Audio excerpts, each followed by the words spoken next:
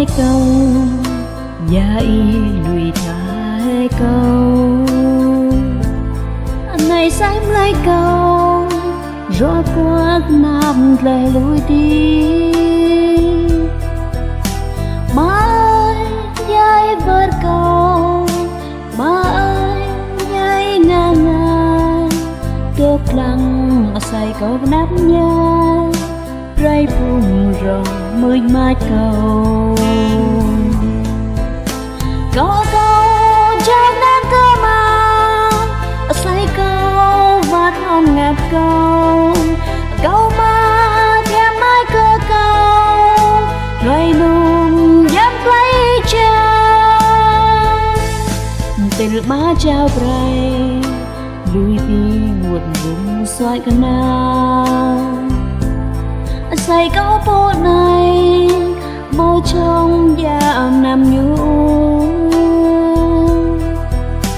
ở ba sao câu cứ tù gửi lại sẽ mang buồn đại tròn câu nắm nhớ câu gửi lời lại y chàng có dấu trong đám cơ mà say câu vắt hồng ngạt câu câu mà theo mai cơ câu lời nung dắt lấy chân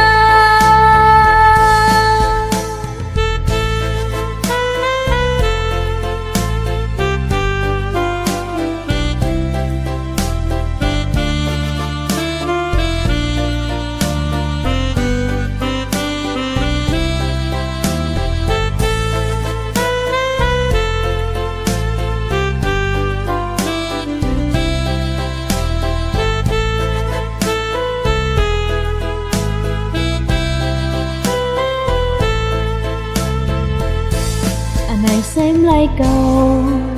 câu dơ chẳng tươi xăm dơ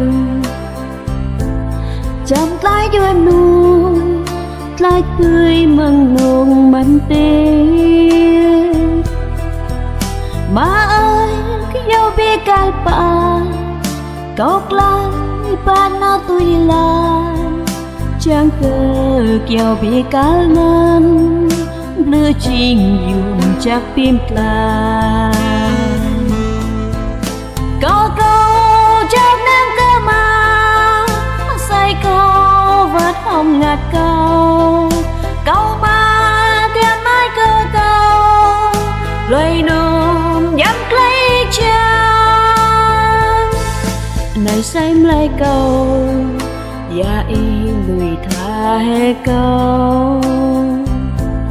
người xem lại câu rõ cuộc nam lại lùi đi má ơi dạy vợ câu má ơi dạy ngang ngài đốt lăng say câu nắm nhai pray buồn rồi nuôi mai câu có câu trong đám cơ mà say câu vắt hồng ngạt câu câu mà theo mai cơ câu loài nung dám lấy chân có câu trong đám cơ mà say câu vắt hồng ngạt câu câu mà theo mai cơ câu loài nung dám lấy